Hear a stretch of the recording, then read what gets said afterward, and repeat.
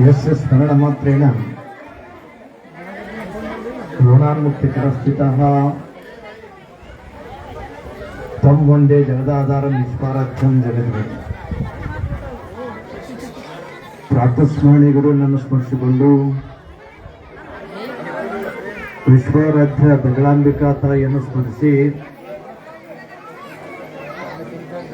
ಬದರಿ ಗ್ರಾಮದ ಆರಾಧ್ಯ ದೈವಗಳನ್ನು ಸ್ಮರಿಸಿ ಬಸವಣ್ಣ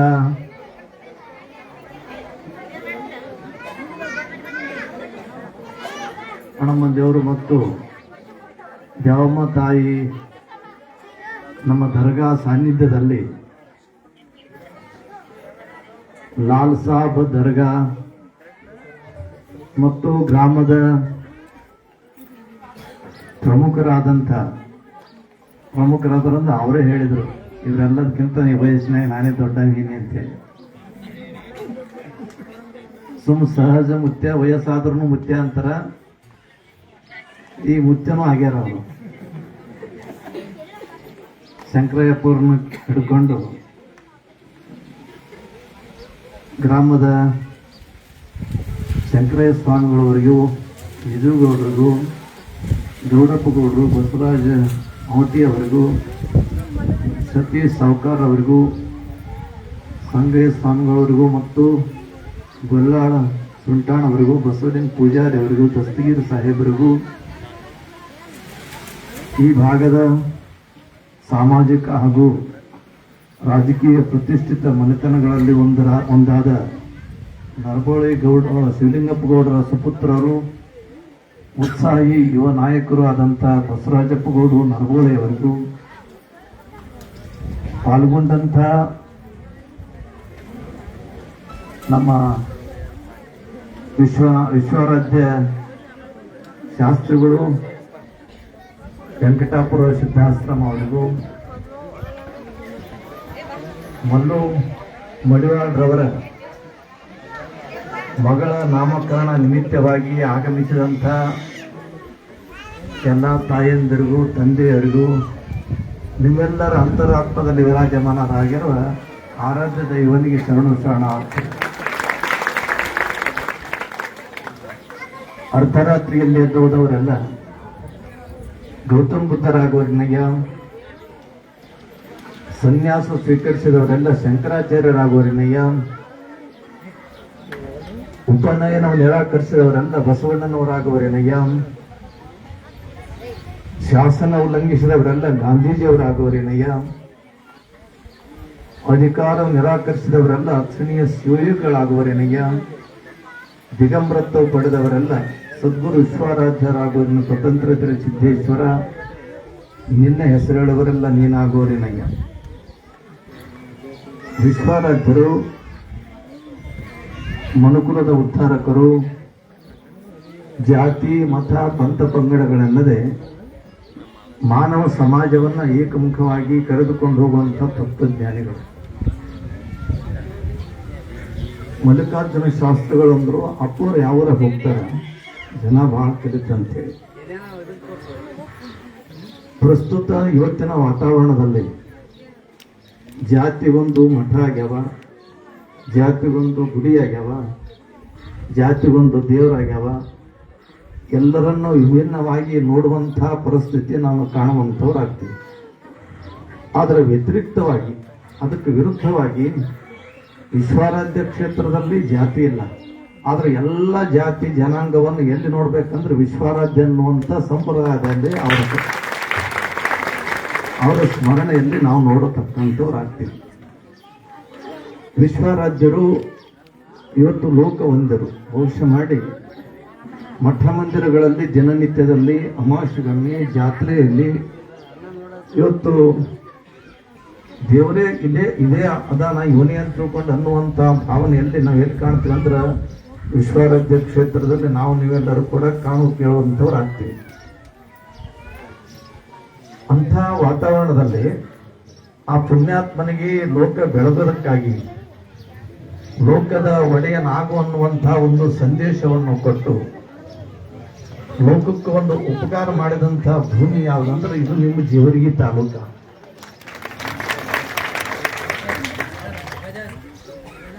ಒಳ್ಳೆ ಭೂಮಿ ಬರಬೇಕಾದ್ರೆ ಭೂಮಿ ಹಸನಾಗಿರ್ಬೇಕಾಗ್ತದ, ಸ್ವಚ್ಛ ಇರಬೇಕಾಗ್ತದ.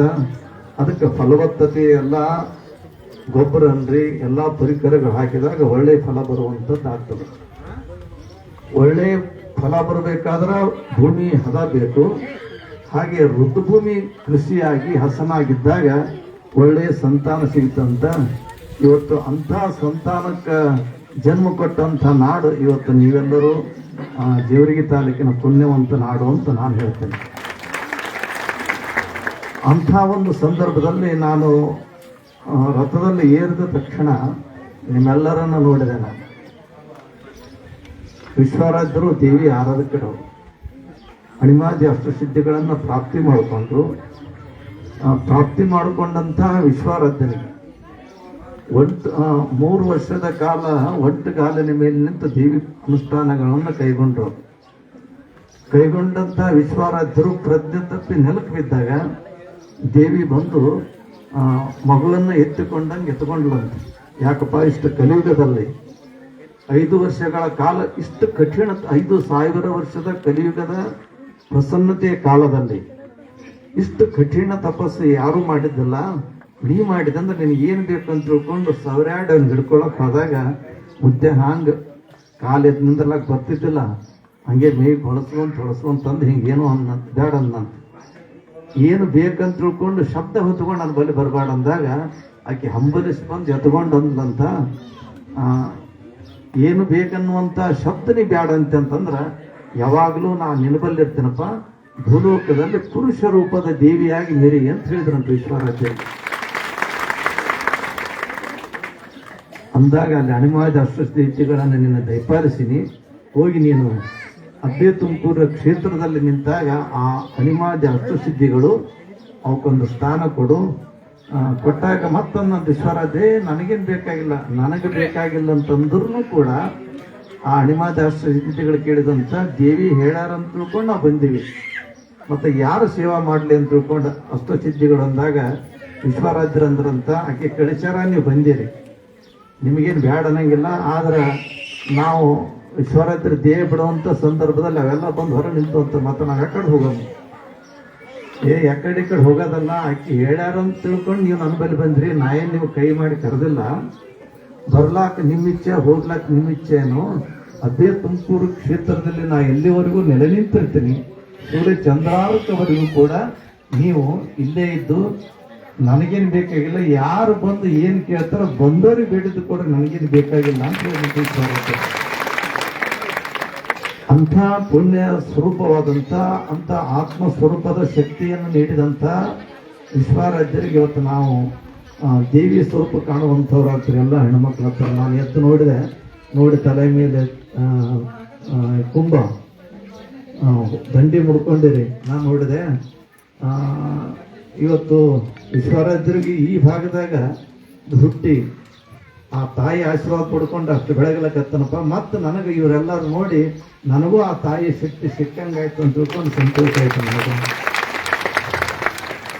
ವಿಶ್ವರಾಜ್ಯರು ಇಂಥ ಒಂದು ಸಂಬಂಧದಲ್ಲಿ, ಯಾಕಂದ್ರೆ ವಿಶ್ವರಾಜ್ಯರು ಯಾದಗಿರಿ ನಾಡಿನಲ್ಲಿ ಅದಾರ ಅಂತ ತಿಳ್ಕೊಂಡು ಅಂದ್ರೂ ಅವ್ರಿಗೆ ಎಲ್ಲಿವರು ಅಂತ ತಿಳ್ಕೊಂಡು ಅನ್ಸ್ಬೋದು, ನಿಮಗೆ ನಿಮ್ಮಲ್ಲಿ ಅವರು ವಿಶ್ವರಾಜ್ಯರು ಒಟ್ಟಾರೆ ಅವ್ರ ಕಲ್ಪನೆ ಹೆಂಗ ಅಂತ ತಿಳ್ಕೊಂಡು ಕೇಳಿದಾಗ ನಾವು ಹೆಂಗಿರ್ತೀವಿ ಹಂಗೆ ವಿಶ್ವರಾಜ್ಯ ಇರ್ತಾನೆ, ನಾವು ಹೆಂಗಿರ್ತೀವಿ ಹಂಗೆ ವಿಶ್ವರಾಜ್ಯ ಇರ್ತಾನೆ.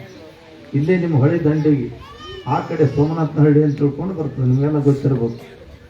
ವಿಶ್ವರಾಜ್ಯರ ಕಲ್ಪನೆಯಲ್ಲಿ, ವಿಶ್ವರಾಜ್ಯರ ನೆನವಿನಲ್ಲಿ ಈ ಭಾಗ ನಮಗೇನು ಹೊಸದಾದಂಥದ್ದಲ್ಲ.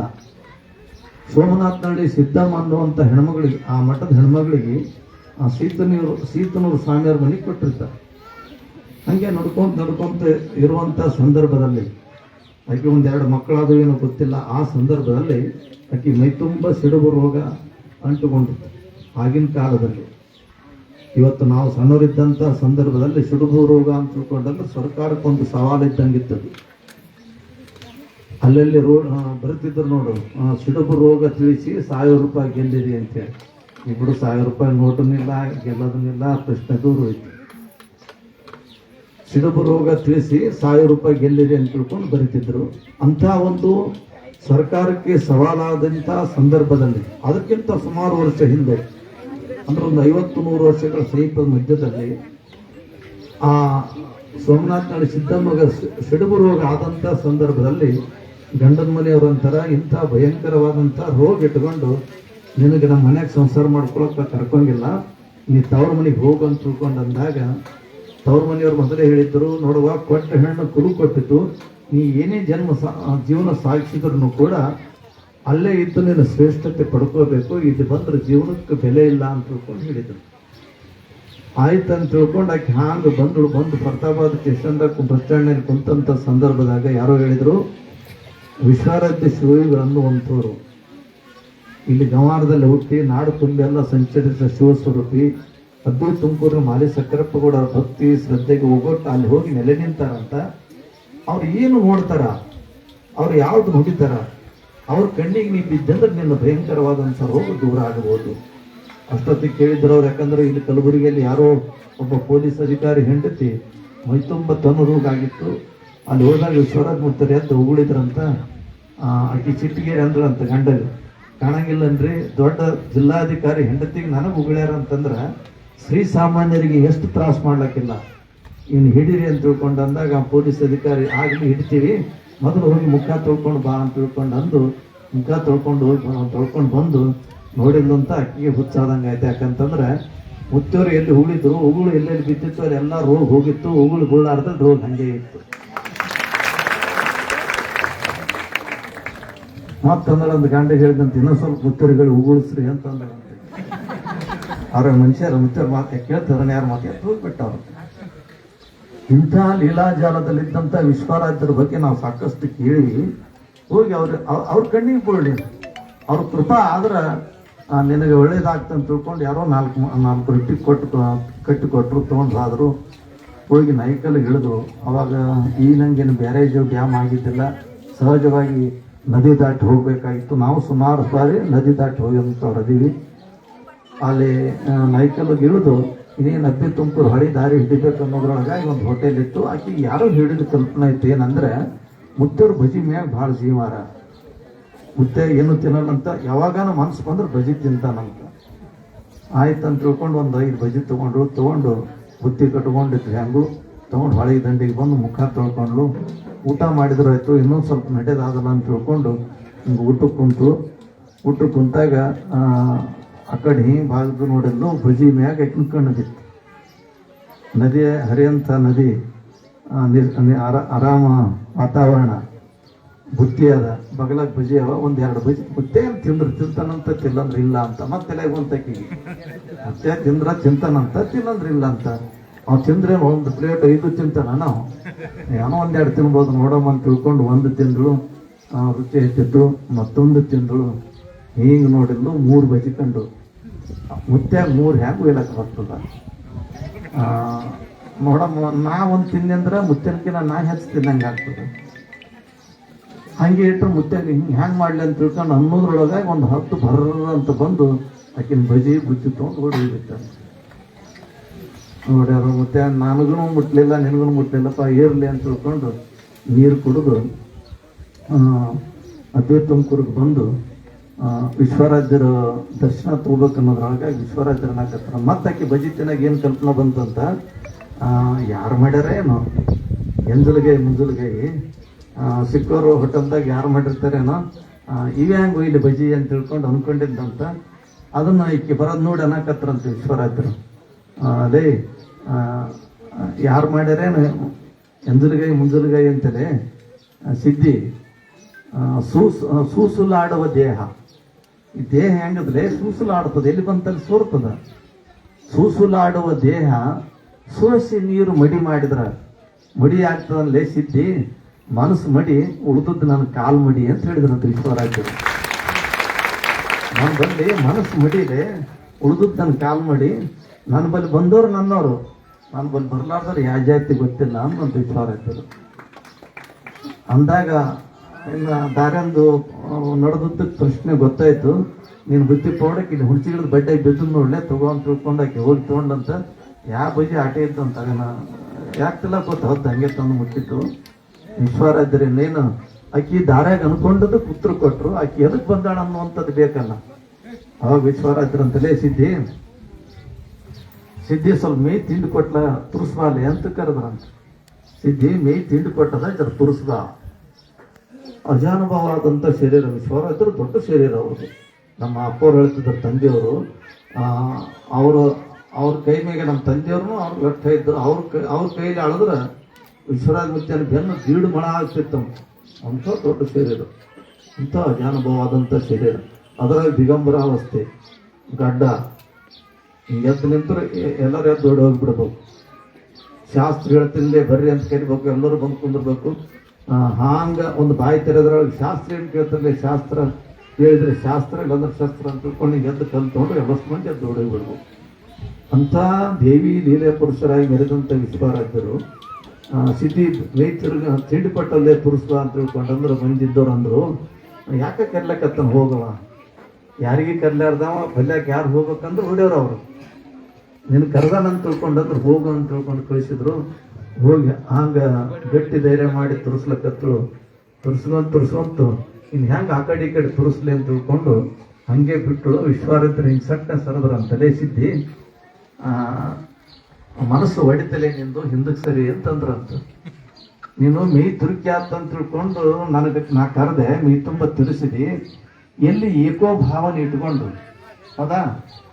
ಎದೆ ಮುಡಿ ಬಂದರೆ ಹೆಣ್ಣೆಂಬರು, ಗಡ್ಡ ಮೀಸಿ ಬಂದರೆ ಗಂಡೆಂಬರು, ನಡುವ ಸುಳಿಯುವ ಆತ್ಮ ಹೆಣ್ಣು ಅಲ್ಲ ಗಂಡು ಅಲ್ಲ.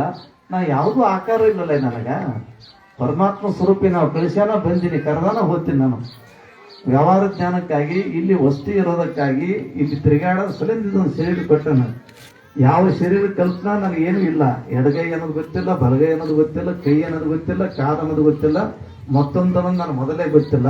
ಹಾಗ ನೀ ಇದನ್ನು ಗೊತ್ತು ಹಿಡಿದು ನೀನು ಜಾಗ ಬಿಟ್ಟಿದಂದ್ರೆ ಎಲ್ಲಿ ಒಂದೇ ಮನಸ್ಸಿಟ್ಟು ತುರಿಸಿದಿ ಅಲ್ಲಿ ಜಡ್ ಕಳೆದೀನಿ, ಎಲ್ಲಿ ಇದು ಮನಸ್ಸು ಹೊಡೆದು ಬಿಟ್ಟಿನಿ ಅಲ್ಲಿ ಜಡ್ ಇಟ್ಟಿನಿ ಹೋಗು ಅಂದ್ರೆ ಗುರುನಾಥ ನಡೆ ಸಿದ್ದಮ್ಮ 96ನೇ ಇಸ್ವಿಯಲ್ಲಿ ಹೋದ್ರು ಅವರು. ಅವ್ರು ಹೇಳಿದ್ರೆ, ಅಪ್ಪ ಗುರುನಾಥ ನಿನ್ನ ತುಂಬ ಕೈ ಆಡ್ಸಕತ್ತೀನಿ ನಾನು. ಈಗ ನಾನು ರೋಗ ಹೋಗ್ಲಿ ಅಂತ ತಿಳ್ಕೊಂಡು ಏನು ಅನ್ಕೊಂತ ನಾವು ತುರಿಸ್ಕೊಂಡೆ, ಅದೆಲ್ಲ ಹೋಯ್ತಪ್ಪ ಯಪ್ಪ. ಮತ್ತು ನಾ ಈ ಕಡೆ ಹಂಗೆ ಮಾಡಲಿ ಅಂತ ತಿಳ್ಕೊಂಡು ಕೈ ತುರಿಸಲಾರ ಜಾಗ ಬಿಟ್ಟಲ್ಲಿ ನಾ ಎಲ್ಲ ಉಳ್ಕೊಂಡೆ.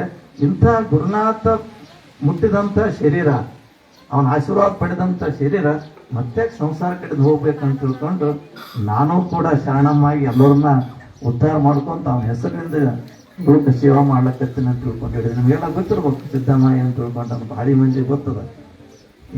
ಇಲ್ಲೇ ಕಟ್ಟಿ ಸಂಘ ನಮ್ಮ ಸಿದ್ದಯ್ಯಪ್ಪ ಯಾರ ಅವ್ರ ಸಂಬಂಧಿಕರು ಅವರೆಲ್ಲ ಹಿಂಗೆ ಒಂದು ವ್ಯವಸ್ಥೆಯಲ್ಲಿ ಬಂದಂಥವ್ರು.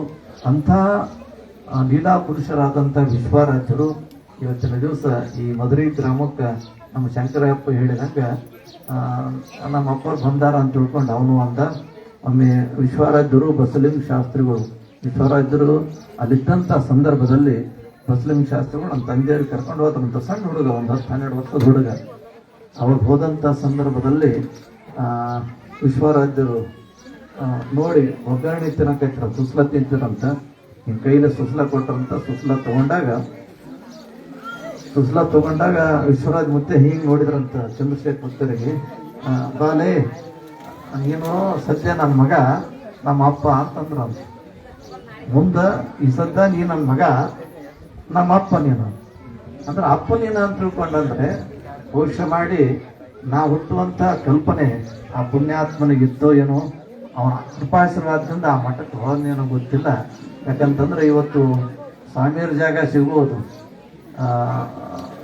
ಜಗದ್ಗುರುಗಳ ಜಾಗ ಸಿಗ್ಬೋದು, ಆದ್ರೆ ವಿಶ್ವರಾಜ್ಯರ ಜಾಗ ಸಿಗಬೇಕಾದ್ರೆ ಅದು ವಿಶ್ವರಾಜ್ಯನ ಕೃಪೆ ಇದ್ದಾಗ ಮಾತ್ರ ಸಿಗೋತಕ್ಕಂಥದ್ದು ಆಗ್ತದೆ. ಅಂಥ ಒಂದು ವ್ಯವಸ್ಥೆಯಲ್ಲಿ ಅಜ್ಜಿ ತುಮಕೂರು ಅಪೂರ್ವ ಬರ್ತಾರ ಅಂತ ತಿಳ್ಕೊಂಡಂದ್ರೆ ನಮ್ಮ ಶಂಕರಪ್ಪ ಒಂದು 2-3 ಸಲ ಹೋಗಿ ಬರಮ್ಮಪ್ಪ, ಮಧುರಿಗೆ ಹೋಗಿ ಬರಮ್ಮಪ್ಪ ಅಂತ ತಿಳ್ಕೊಂಡಂದ ಆಗಿದ್ದಿಲ್ಲ ಟೈಮು. ಆದ್ರೂ ಕೂಡ ನಮ್ಮ ಶಂಕರಪ್ಪನ ಮನ್ಯಾಗ ವನಮಾಲ ಅಮ್ಮವರು ಹೋದಂಥ ಸಂದರ್ಭದಲ್ಲಿ ನನ್ನ ಕಿವಿ ಬಿದ್ದ ತಕ್ಷಣ ರವಿವಾರ ಇಲ್ಲಿ ಹೋಗಂಗಿಲ್ಲ, ಆದ್ರೆ ಅದಕ್ಕೆ ರವಿವಾರ ಅಮಾವಾಸ್ಯೆ ಯಾವುದೂ ಅಲ್ಲ, ಇಂಥ ಸಮಯ ನಮ್ಗೆ ಸಿಗಂಗಿಲ್ಲಪ್ಪ, ತುಂಡು ಮುತ್ತೈದೆ ಆ ತಾಯಿ ಹೋಗ್ಯಾಳ ಅಂತ ತಿಳ್ಕೊಂಡಂದ್ರೆ ಹೋಗಿ ಬಂದ್ರಾಯ್ತು ಅಂತ ತಿಳ್ಕೊಂಡು ಬಂದು ಹೋದಂಥದ್ದಾಯ್ತು. ಇಂಥ ಒಂದು ಸಂದರ್ಭದಲ್ಲಿ ಅವತ್ತೇ ನಮ್ಮೆಲ್ಲ ಗೌಡರು ಅವರು ಕೂಡ್ಕೊಂಡು ಯಪ್ಪ ಸ್ವಲ್ಪ ಗುಡಿಬಲ್ಲಿ ಕುಂತು ಹೋಗಪ್ಪ ಅಂತ ತಿಳ್ಕೊಂಡು ಅಂದರು.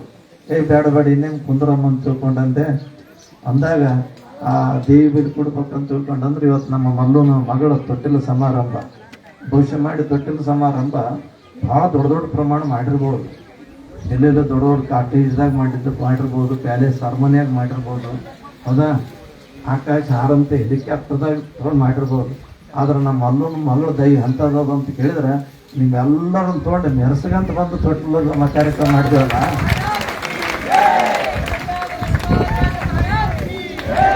ಯಾಕಂದ್ರೆ ಆಯ್ತು ದೈವ ಅನ್ಬೇಕು. ಮತ್ತು ನೀವು ಯಾರು ಕರೆದು ಬರ್ತಿದ್ರೆ ತೊಟ್ಟಲಾದಪ್ಪ ಬರೀ ನಮ್ಮ ಮನ್ಯಾಗ ಇವತ್ತು ಬೇಕು ಬೇಡದ್ದು ಮಾಡಿ ಬೇಳೆಗೆ ಅಂಗಳದಾಗ ಉಣಿಸ್ತೀನಿ ಬರೀ ಅಂದ್ರೆ ಓದ್ತಿದ್ರೆ ನೀವು ಯಾರು ಓದ್ತಿದ್ದಿಲ್ಲ. ನಮ್ಮ ಅಪ್ಪವ್ರು ಬರಾಕತ್ತಾರ, ವಿಶ್ವಾಸ ಮುಂಚೆನೇ ಬರ್ಲಾಕತ್ತ ಅನ್ನತಕ್ಕಂಥ ಭಾವನೆ ಇಟ್ಟುಕೊಂಡು ನೀವೆಲ್ಲ ಬಹಳ ಶ್ರದ್ಧೆಯಿಂದ ಭಕ್ತಿಯಿಂದ ಅಲ್ಲಿಂದ ಇಲ್ಲಿವರೆಗೂ ಕೂಡ, ಯಾಕಂದ್ರೆ ಮೆಡಿಕಲ್ ಶಾಸ್ತ್ರಗಳು ಹೇಳಿದರು ಮಳೆ ಬರಬೇಕಂತ ತಿಳ್ಕೊಂಡು, ಯಾಕಂದ್ರೆ ನೀವೆಲ್ಲ 10ಕ್ಕೆ ಬರ್ತಾರಂತ ತಿಳ್ಕೊಂಡಂದ್ರೆ ಸುಮಾರು 2-3 ತಾಸು ನೀವು ಕುಂತೀರಿ ಅಂತಂದ್ರೆ ತಪಸ್ಸ ಲಭ್ಯತೆ ಸರ್ವಂ ವಿಲಾಸ ಕಿಂ ಕರಿಷ್ಯತಿ ಅಂತ ತಿಳ್ಕೊಂಡು ಹೇಳ್ತಾರೆ. ಅಂದರೆ ಕುಂದಿರುವಂಥದ್ದು ಒಂದು ಮನಸ್ಸು ಗಟ್ಟಿ ಹಿಡ್ಕೊಂಡು ಭಗವಂತನ ನಾಮಸ್ಮರಣೆ ಮಾಡುವಂಥದ್ದೂ ಕೂಡ ತಪಸ್ಸು ಅಂತ ತಿಳ್ಕೊಂಡು ಹೇಳ್ತಾರೆ. ಇವತ್ತು ನಾ ಬರೋ ದೊಡ್ಡ ಮಾತಲ್ಲ, ನೀವೇನು ತಪಸ್ಸು 3 ತಾಸು ಮಾಡ್ಕೊಂಡು ಕುಂತಿರಲ್ಲ, ನಿಮ್ಮ ತಪಸ್ಸು ಗಟ್ಟಿ ಇತ್ತಂದ್ರೆ ಮಳೆ ಬರೇ ಬರ್ತಾನತಕ್ಕಂಥ ವಿಚಾರ ತಿಳಿಸುವಂತ ತಿಳಿಸುತ್ತೆ.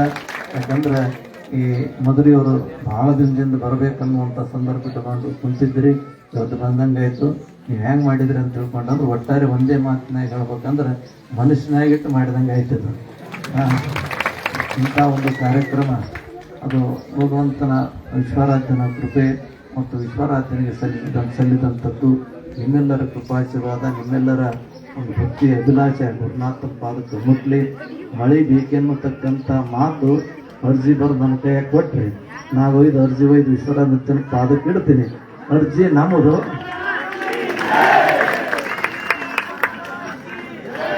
ಅರ್ಜಿ ನಮ್ಮದು, ಮರ್ಜಿ ಅವನು ವಿಶ್ವರಾಧ್ಯ. ನಾವೆಲ್ಲರೂ ಕೂಡ ಬೇಡ್ಕೊಳ್ಳೋ ಅನ್ನತಕ್ಕಂಥ ವಿಚಾರ ತಿಳಿಸುತ್ತಾ ಈ ಒಂದು ಸಂದರ್ಭದಲ್ಲಿ ಉಪಸ್ಥಿತರಿರುವಂತಹ ಎಲ್ಲರಿಗೂ ವಿಶ್ವರಾಧ್ಯರು, ಬಗಳಾಂಬಿಕಾ ತಾಯಿ, ಗ್ರಾಮದ ಪುಣ್ಯ ದೇವತೆಗಳು ಎಲ್ಲರಿಗೂ ಆಯುಷ್ಯ ಕೊಡಲಿ, ಆರೋಗ್ಯ ಕೊಡಲಿ, ಸಕಲ ಸಂಪತ್ತನ್ನು ಉಂಟು ಮಾಡಲಿ ಅನ್ನತಕ್ಕಂಥ ವಿಚಾರ ತಿಳಿಸುತ್ತಾ ಇದೀಗ ತಾನೇ ಆಗಮಿಸಿದಂಥ ನಮ್ಮ ಭಾಗದ ಶ್ರೀ ಬಸವಣ್ಣನವರು ಅಂತಂದ್ರೆ ಭಾಳ ಹಿರಿಯ ರಾಜಕಾರಣಿ, ಭಾಳ ಯಥಾರ್ಥ ಭಾವನೆ. ಅವರು ಯಾರಾದರೂ ಹಳ್ಳಿ ಮನುಷ್ಯ ಬಂದರೆ ಹುಗ್ಗಿ ಶಂಕರಪ್ಪಣ್ಣ ಮತ್ತು ಸಿರಿ ಬಸವಣ್ಣ ಅವರೇನು ಸಾಹೇಬ್ರ ಬಲ್ಲಿ ಹೋಗ್ಬೇಕಂತಂದ್ರೆ ಪ್ಯಾಂಟ್ ಉಟ್ಕೊಂಡು ಮಾರ್ಕ್ ತಗೊಂಡು ದೋತ್ರ ಉಟ್ಕೊಂಡು ಹೋಗ್ತಿದ್ದಿಲ್ಲ. ಹಂಗೆ ಹೊಂಟಿದ್ರಂದ್ರೆ ಒಂದು ಕೈ ತಂದು ಹಿಡ್ಕೊಂತಾರೆ, ಒಂದು ಕೈ ಹೆಜ್ಮ್ಯಾಗ ಹಂಗೆ ಒಂದು ದೋತ್ರ ಹಾಕೊಂಡು ನಡ್ರಪ್ಪ ಹೋಗಮ್ಮಂತ ಪೊಲೀಸ್ ಸ್ಟೇಷನ್ ಹಂಗೆ ಹೋಗ್ತಿದ್ರು. ಮತ್ತು ಎಲ್ಲಿ ಯಾವುದೋ ಕಚೇರಿ ತಹಶೀಲ್ ಹಾಕ್ಸಿ ಹಂಗೆ ಹೋಗ್ತಿದ್ರು. ತಹಶೀಲ್ ಹಾಕಿ ಹೋಗ್ಬೇಕಾದ್ರೆ ಹೊರಗೆ ಚಳಿಗೆ ಇಟ್ಟು ಹೋಗಿ ಹಿಂಗೆ ಬನ್ನಿನ ಮ್ಯಾಗೆ ಹಿಂಗೆ ದೋತ್ರ ಹೆಗಲ ಮ್ಯಾಗ ಹಾಕೊಂಡು ಹೋಗಿ ಅಷ್ಟು ಸರಳತನದಿಂದ ಜನರಿಗೆ ಸಹಿತವಾದಂಥ ಪುಣ್ಯಾತ್ಮರು. ಅವರ ಮಗನಾದಂಥ ನಮ್ಮ ರಾಜಶೇಖರ್ ಸೀರಿಯವರು ಕೂಡ ಈ ಕಾರ್ಯಕ್ರಮ ಬಂದಂಥವರಾಗಿದ್ದಾರೆ. ಇವೆಲ್ಲರ ಒಂದು ಪ್ರೀತಿಯ ಅಂತಃಕರಣ ದೃಷ್ಟಿ ವಿಶ್ವರಾಧ್ಯರ ಕೃಪಾಶೀರ್ವಾದ ನಿಮ್ಮ ಗ್ರಾಮದ ಮೇಲೆ ಇರಲಿ. ಎಲ್ಲರಿಗೂ ಸದ್ಗುರು ಸಂಬಂಧ ವಿಶ್ವರಾಧ್ಯರು, ಬಗಳಾಂಬಿಕಾ ತಾಯಿ ಆಯುಷ್ಯ ಕೊಡಲಿ, ಆರೋಗ್ಯ ಕೊಡಲಿ, ಸಕಲ ಸಂಪತ್ತೆಲ್ಲವನ್ನೂ ಕೂಡ ಕೊಟ್ಟು ಕರುಣಿಸಿ ಕಾಪಾಡಲಿ ಅಂತ ತಿಳ್ಕೊಂಡು ನಿಮ್ಮೆಲ್ಲರ ವತಿಯಿಂದ ಪುಣ್ಯಾತ್ಮರಿಗೆ ಪ್ರಾರ್ಥಿಸ್ಕೊಂಡು ನಮ್ಮ ವಿಷಯಕ್ಕೆ ಮುಂದುವರಿತೇವೆ.